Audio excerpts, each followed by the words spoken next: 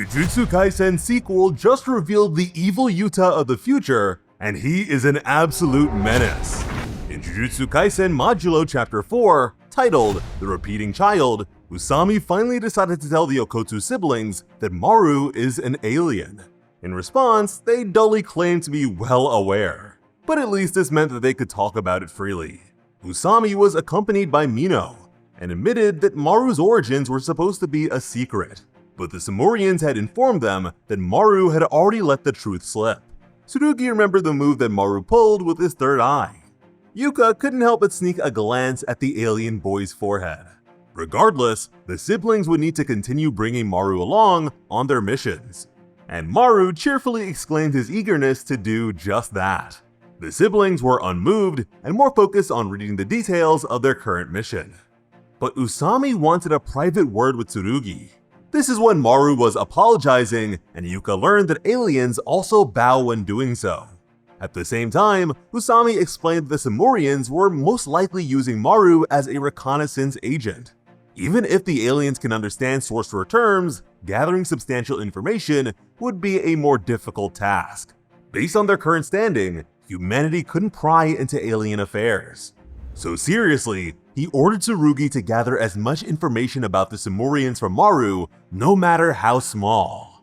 Tsurugi agreed to do so, but also remembered the secret that Maru already shared with him in the Gifu woods.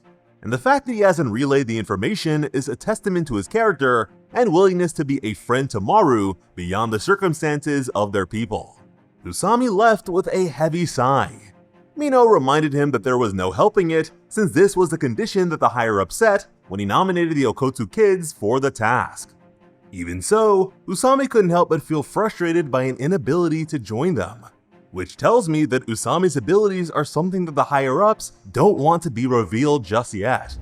Previously, we noticed the fact that he is always wearing gloves, and something like that obviously places an emphasis on his hands. And that is noteworthy because two of our previous main characters, Yuji and Megumi, also had significance placed on their hands. So I'd wager that he's related to at least one of them in some considerable way. He might just be one of Jujutsu Society's strongest in this new era. We then cut to a young boy named Masayoshi responding to his name being called for attendance. Later, his attire, name, and classmates had changed, but the boy remained. Then it happened a third time. His teacher was deeply disturbed by the child-shaped oddity in the classroom. The trio was informed by Mino that a student at Shuei Elementary was repeating the first grade. And apparently, this was the third year in a row that it had happened. Their mission was to look into it and figure out if it's a matter of sorcery. The police hadn't checked it out and were unlikely to get involved. Yuka wondered if it might just be a case of similar appearances, while Maru was happily cooling down a frog. Based on the intel, the kid had the same voice and height each time. Tsurugi argued that if their builds are the same, having similar voices wouldn't be so strange. Yuka added that height in children changes rapidly at that age. She wondered if it was the same for aliens. Maru admitted that it depends on the race. In the case of his, their rate of development was about the same as humans. This prompted her to ask how old Maru is. The alien began to think about it in Earth terms. Then he confidently let them know that he's about 19 years old. Everyone paused to stare. The Okkotsu siblings silently decided to pretend they didn't hear him just now. It was already a bit too late for the 16 and 17-year-olds to show him proper respect as their elder. But now we know that Maru's people have different races with different rates of development, which makes me suspect that Jabaloma and the Sukuna-like representative belong to different races, especially on account of their vastly different appearances. Mino continued to bring up 2 points of interest: the boy's parents and his promotion to the next grade. When it comes to the kid's parents, contact had been made, but was rather strange. The boy's teacher was the one to give them a call. He claimed to have some questions about their son. The parent loudly exclaimed that the boy was in fact their son. The teacher wanted to discuss a home visit, but to that, the woman on the line just repeated her previous statement. This was followed by a very loud beep, and two very strange and ill-timed greetings. Then the declaration of radio exercise number 1. The teacher was disturbingly asked if the boy had made 100 friends, followed by yet another loud beep. Then the call abruptly ended. The siblings had no idea what they had just heard, while Maru was left to wonder if the kid managed to make 100 friends or not, presumably assessing the difficulty of the task for himself. And you could just ask him to keep quiet after that. As for the second point, Mino explained that on 2 occasions, a student with the same face from the same family had been promoted to the following grade, and in each case, he had changed schools right after and disappeared. And despite having the same face and address each year, the boy's name was never the same. This was all really creepy. Maru wondered what it all meant. Tsurugi suspected that this could be a case of a cursed user enrolling in the school each year while pretending to be a young child, while Yuka mentioned that in the worst case scenario, the real families had already been killed. Mino added that they're also suspected of luring in targets by renting a family-style property, and that the powers that be have been unable to find the associated landlord. Hearing that was enough confirmation for Tsurugi. Mino clarified that this sort of carelessness was the most concerning element here, because if this is the work of a cursed user, then clearly they are not in their right mind. And although the siblings were meant to investigate first and foremost, there's also the high likelihood of combat. Then he let them know not to count on him if it comes to that, since he's not so good at fighting. But the siblings already knew that and didn't expect anything from him in the first place.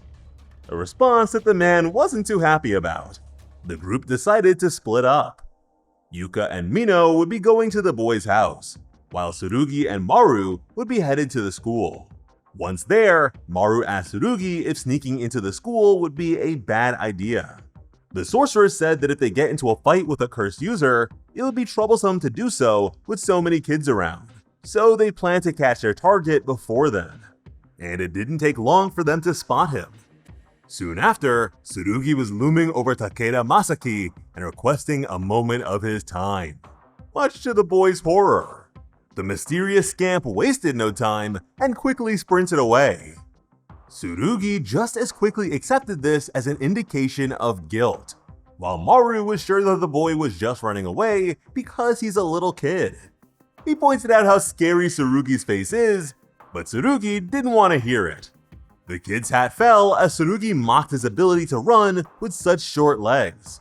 But that's when something sinister emerged and shielded the fallen child.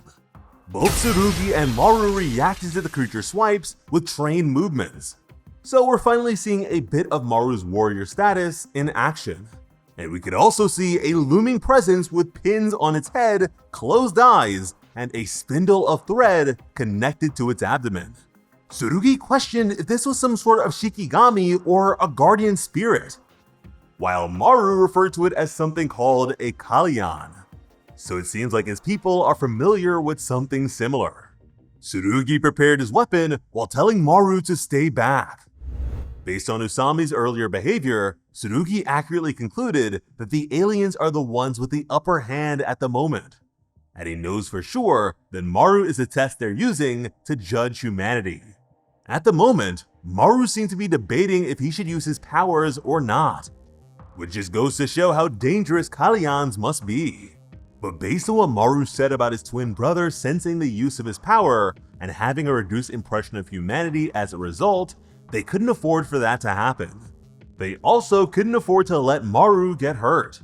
So the true goal of their pairing was to get through this evaluation period without any hiccups. This was all for the sake of avoiding war with the aliens. But Tsurugi's thoughts were interrupted by the child apologizing profusely. Sometime later, the three of them were talking on a swing set. The child explained that 3 years ago, his mother collapsed on the floor when he came home. At the time, he didn't want to go to the 2nd grade, so he begged his mom to let him stay in 1st grade forever. And after that, his mother turned into a monster that wouldn't let him escape the 1st grade. Maru asked what he meant by that, but when the kid struggled to respond, the kind alien assured him that he just needed to tell them what he knows. and the information provided seemed to click for Tsurugi. He remembered Mino's worry about the unhinged sanity of the potential curse user. If the boy's sorcery went awry when his mother died, that could explain the carelessness of the cover-up. There was also the fact that a similar incident in early childhood had awakened his grandpa Yuta's sorcery. This, of course, being the whole Rika incident that resulted in the emergence of the Queen of Curses. Maru was amazed. To himself, Tsurugi wondered if this meant that the families that went missing never existed in the first place. Perhaps his mother's guardian spirit was responsible for making all of that up. But Tsurugi quickly reminded himself not to draw conclusions based on assumptions and theories. He asked for the kid's real name and received it. Masayoshi. The names were all similar, which would also make sense if the mother's mind became unstable after turning into a ghost. Tsurugi asked the kid to bring them to his house so they could confirm something.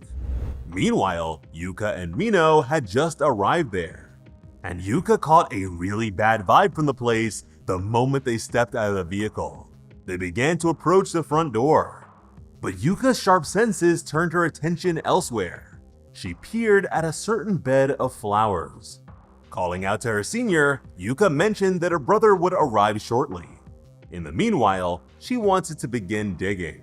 Before long, Tsurugi had made a chilling discovery, and the same went for his sister Yuka. She had found a human skull that was entangled in the roots of a flower. With the horror in hand, the result was just as Yuka expected.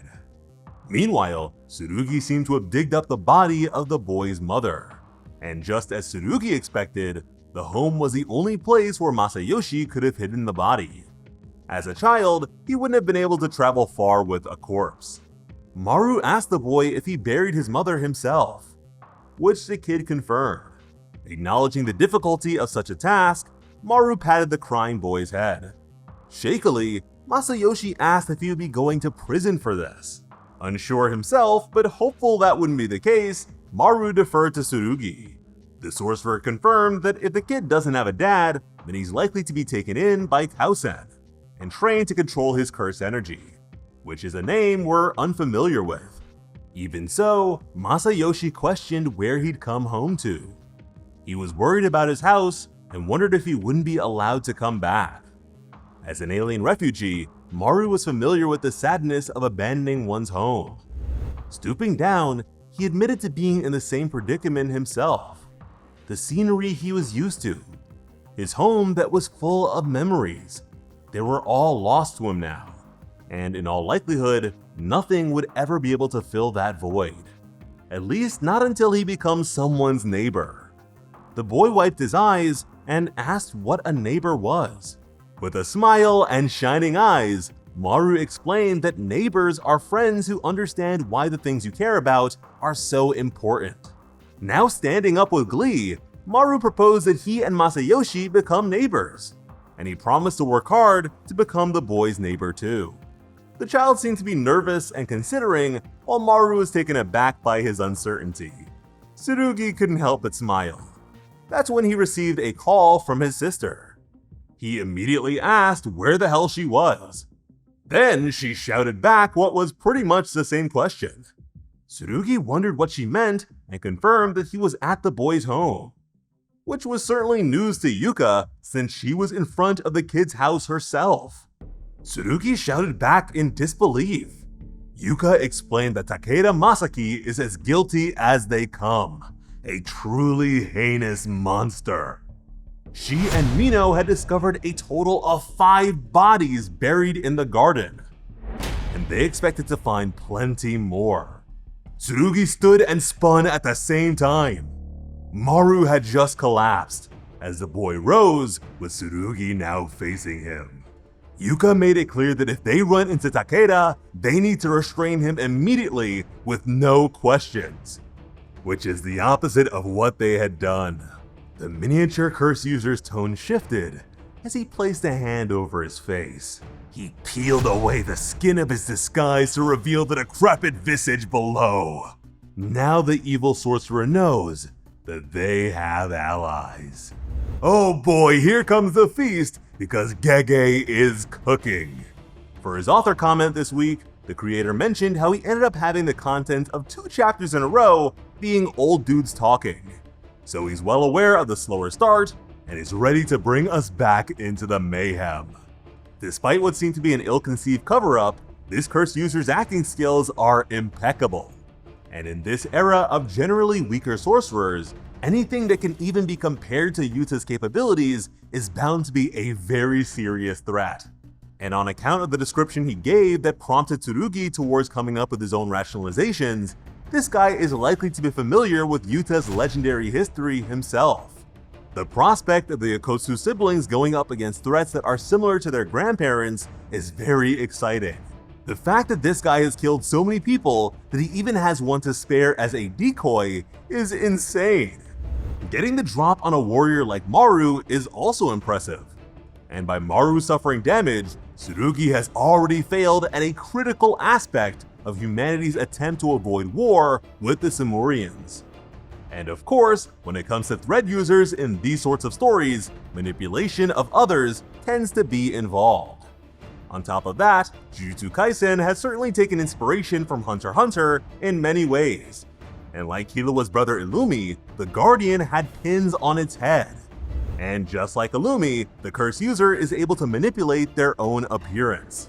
With Maru being reluctant to use his powers, this could end up being a way to force him into doing so.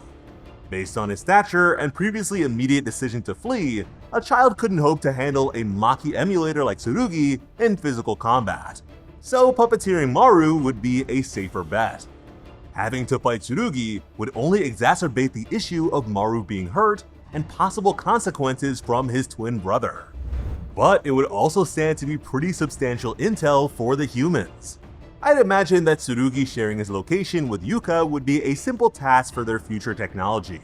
But because the cursed user knows that they have reinforcements, they'll be inclined to wrap this up quickly and prioritize escape.